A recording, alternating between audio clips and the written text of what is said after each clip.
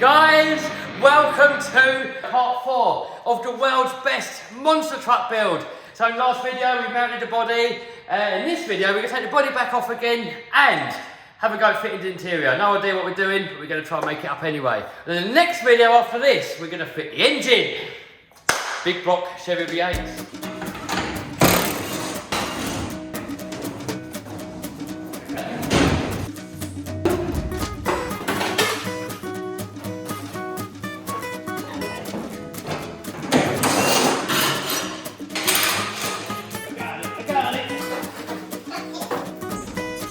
So now with the body back off, Ian is doing something. What are you doing, mate? Breaking the seat. Oh dear. Help! Help! So next, we've got to make some brackets to mount the seat.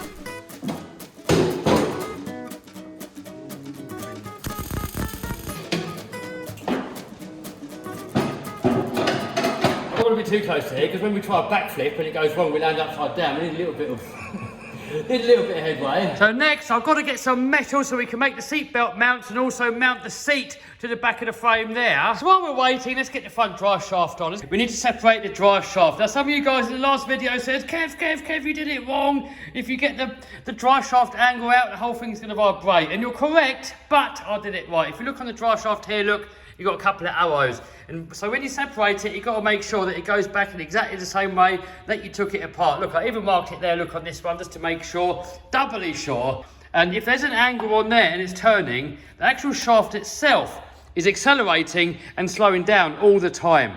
So if you have this side out to this side, then the speeds on both ends are not going to match and the whole thing's going to vibrate. Also, it's got balance weights on here.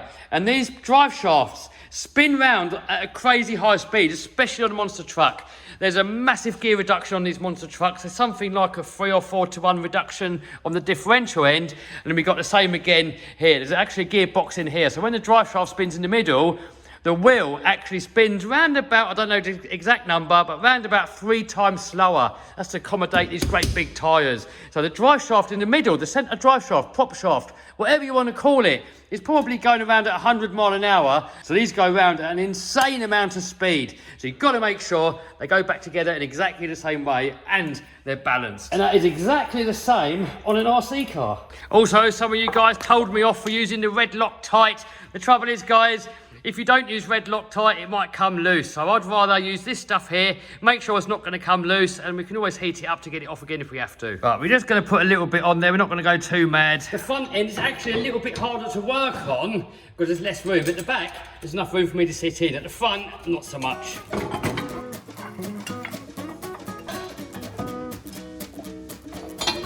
There we go, look, all lined up.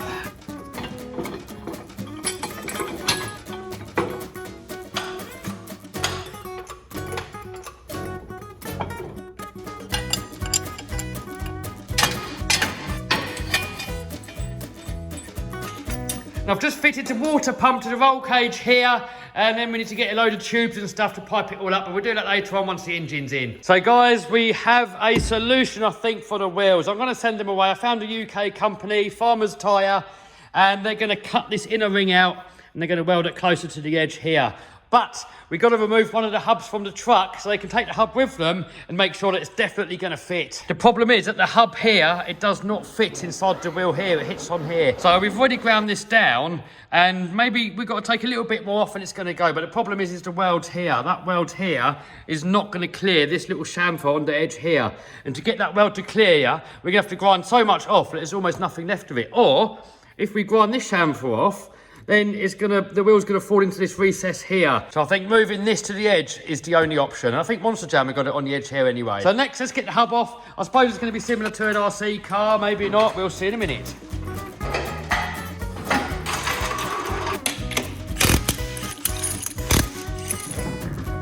So this pot here, this is the hub that we need to take off. I'm guessing once we get this cover off, there's going to be a big nut in the middle. We can take that off and the whole lot should hopefully slide off. And also we've got this tether here. This is a safety thing, so if you crash and this ever breaks off, this holds it on and stops the whole wheel rolling off into the crowd. So we've got to take this off as well.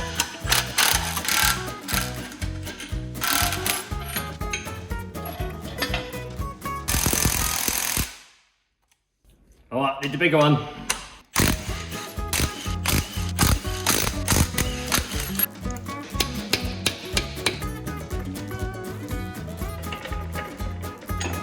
So one difference I can see already from an RC car is that on an RC car, this shaft here would normally drive the wheel directly. But on this, we've got a planetary hub. So basically what happens, this is the drive shaft, that turns.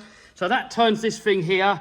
That turns these outer gears here, which turns this ring, and then it gives a gear reduction. I think the reduction's about 3.5 to 1, something like that. But it takes all the stress out of the drive shafts, out of the diffs, out of the transmission, everything else. So next, I think we've got to get this big nut in the middle off, and hopefully the whole lot's going to slide off. I think this is going to be quite heavy. Look at the size of these parts, guys. Everything is massive. It goes all the way from here to here.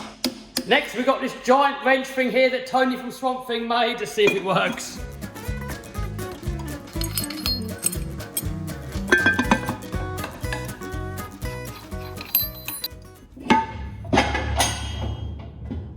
I'm scared this thing here is just going to fall on the floor and break.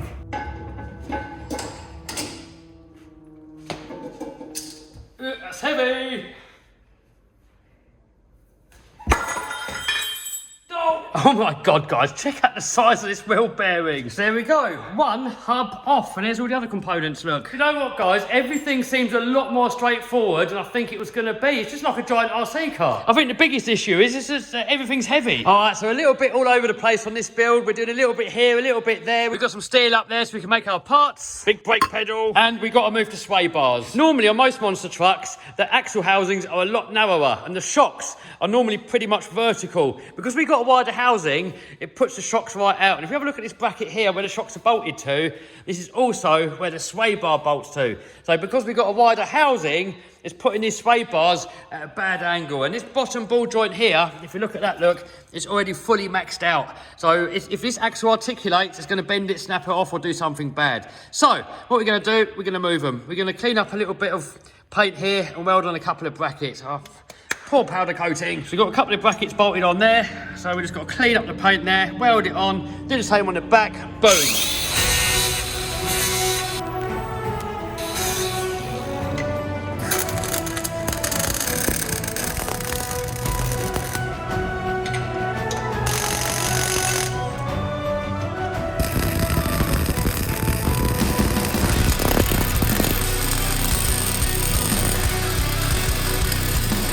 Nice.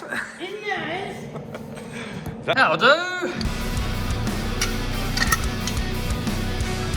That's better. Now, if we come round here, look, we can now see that the sway bars are perfectly going straight down and the rod ends are perfectly straight. Boom! Got that one on, and now Vinny's fitting something. What are you doing, mate? It's a voltage cutter, I think. I think it's a voltage cutter. What is it? I think it's what it is. What do you reckon? That way round? I have no idea. I reckon so. That way. Stick that on there. Where's your ugga dugger? We can't ugga that. Stempwood. Boom! Ready to go. So next, we're going to mount the steering wheel. I've just quickly mocked it up and just sort of put it roughly where I want it to sit. Trouble is, the steering column is way too long. So this thing here is called the orbital valve. That's what the steering column is supposed to connect to. And this is where all the hydraulics come out, and it's what steers the wheels. So this is supposed to bolt under here. The trouble is, the column ends like here. So we've got to cut it down about here, move that over. No idea if it's going to work, but that's all we can do. Do you know what? Getting it into a rolling chassis, that was relatively easy, but now the little fiddly bits, it's going to be a lot more time consuming. Somehow, we've got to cut it down. So we've got a bearing at the top there. Maybe if we hit it on the bottom, it's going to pop out. Or not. But we do have something here that looks like it could maybe be a circlip. Nah, can't get it out, guys. Even if we do get that circlip off, it's not going to push in that way because this piece here was welded on after it was assembled. So the only way it can come out is that way. But it's got something attached on the inside of here to stop it coming out. So it's not possible. So I think we have to cut this in half. Don't know if we can get this off of there. Probably not. Maybe we just got to cut it off flush. Then re-weld it and then cut that. You'll see.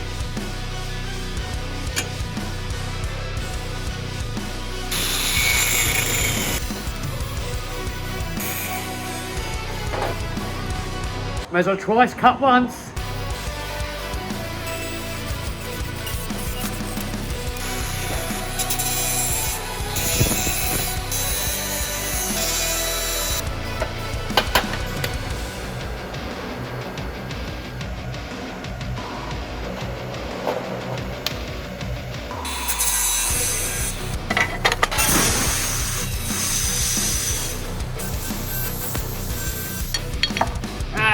Not wide enough. You have to get some wider angle. That'll do. eBay is your friend. So while we're waiting for that angle to turn up, let's have a look at these shocks. So these accumulators here, they kind of flap around a little bit, and we've got to make something to keep them all tied together. I'm thinking just bolt a little bit of angle across the back of it.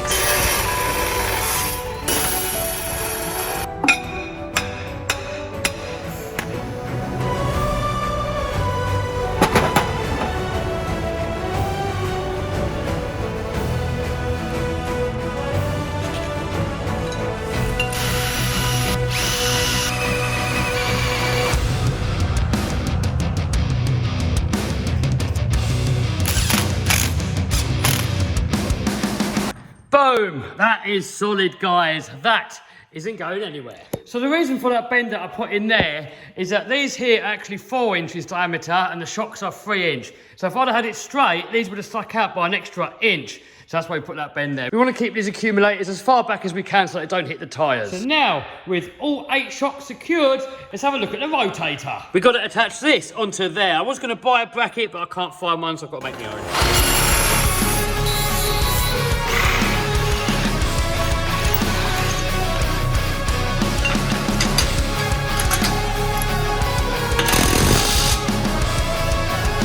I can't wait until we get a bigger shop.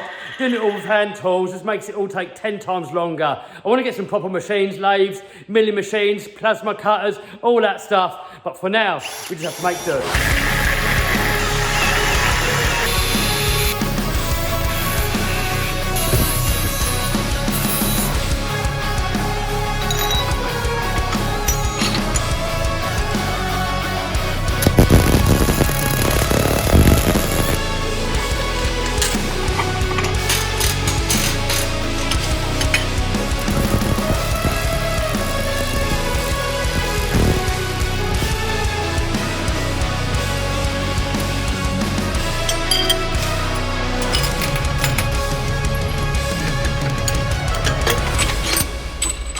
Boom! That's that on there. I've left it all loose for now because I might paint it or powder coat it. Not decided which yet. We're going to have to take all these bits off again anyway. Plus, not only that, if you've done something wrong and you've got to take something off again, or if you've got to take something off to get something else to fit, then it's a lot easier to not have to do it up every time. So I'm leaving everything loose for now. Then when the build's finished, I'm going to go around it and do up all the nuts and bolts. Next, we've got to make some straps to mount the fuel tank. So for that, we're just going to use some of this flat stuff here.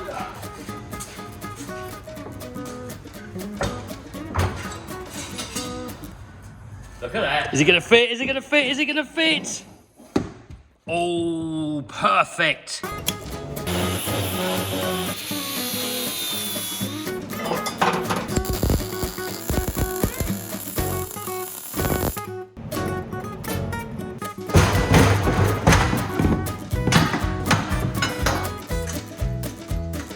Boom!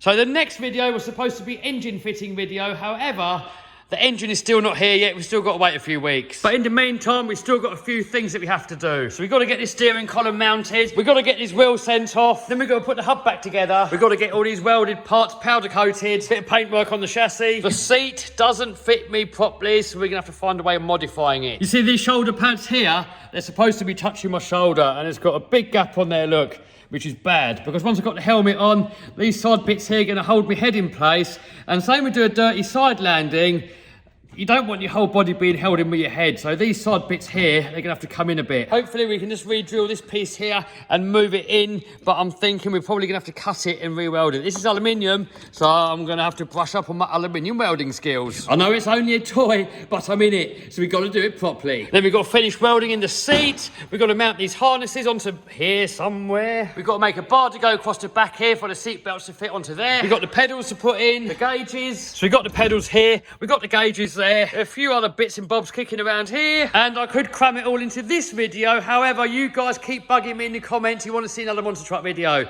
So this video now is getting posted. There's going to be one more video doing those other little few bits and bobs, and then the video after that is definitely going to be the engine. So subscribe and smash the bell so you don't miss it.